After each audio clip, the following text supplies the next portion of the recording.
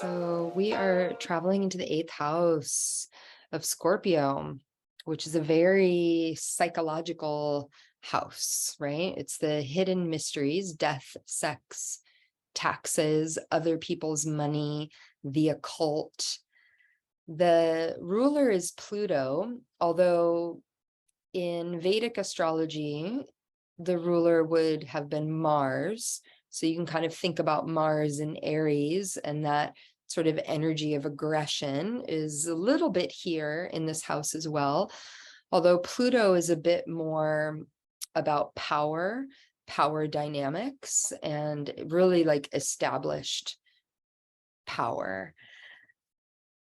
And then this is a water house, right? So this is the second of the water houses, and this is like deeper into the depths of the waters. So hidden mysteries, deep psychology. So we have this zodiacal wheel here. And, I was looking at some of these phrases today. I am, like, that feels pretty good for the first house. That's a good reminder, right? I have these things that I value. I think in the third house, the mental, right? I'm thinking. I nurture that inner home life of the fourth house. This is where it gets a little funny. I serve personal creativity, right? So like being in service to your own creativity. I might rewrite that and say I shine because there's so much light coming through in the fifth house.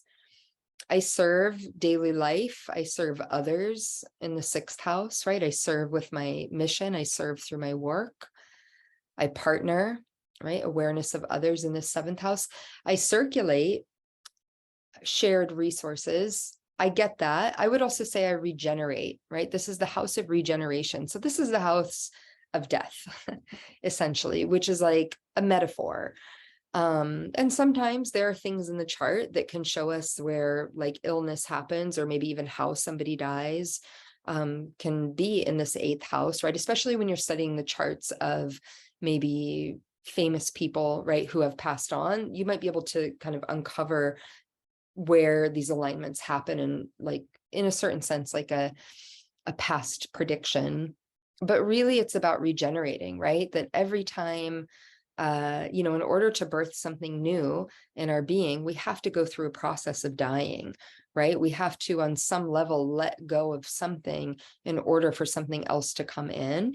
And Scorpio is so much about like really that extreme sense of letting go, right? Like going, because it's very psychological. So it's like really going into the depths of the mind to release things, to heal. And the issue with Scorpio, the sort of polarities of it, is that you have these two symbols. One, which is the scorpion, which we know of, right? Which is the stinger, which is a lot of like vengeance. And, if we're going through a really tough time and we don't have a lot of awareness around it, we can be pretty nasty to people around us, right? And, we can consciously or unconsciously, that can come through.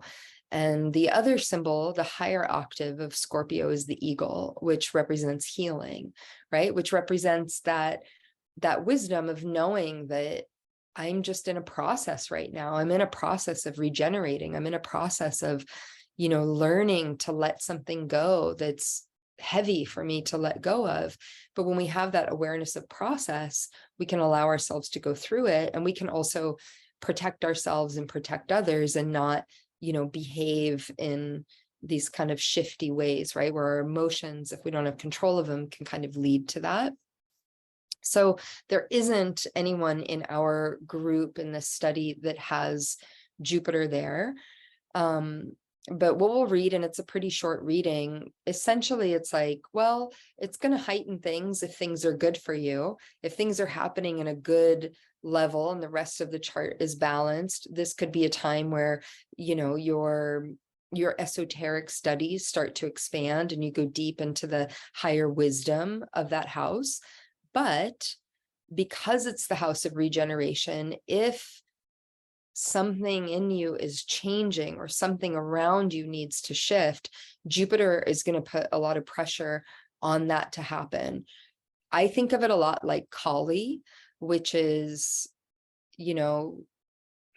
when you're working with the energy of Kali, it's difficult, but it needs to happen, right? And so you chant to Kali so that you just get through that difficult time as quickly and as efficiently as possible, but it's still going to be uncomfortable, right? So to know that, okay, I'm in a process of regeneration, I'm in a process of, letting go, and Jupiter is just beaming that light onto that house. So let's read a little bit here. Jupiter in the 8th house. Traditionally, this transit indicates an inheritance. However, this transit occurs several times in the course of everyone's life, whether or not you get an inheritance. But even though that old delineation is not usually applicable, it is based on correct principles, because with Jupiter in this house, you are likely to benefit from other people's resources. Consequently, this is a good time to enter a relationship in which you and another person have to pool your resources, such as a business partnership.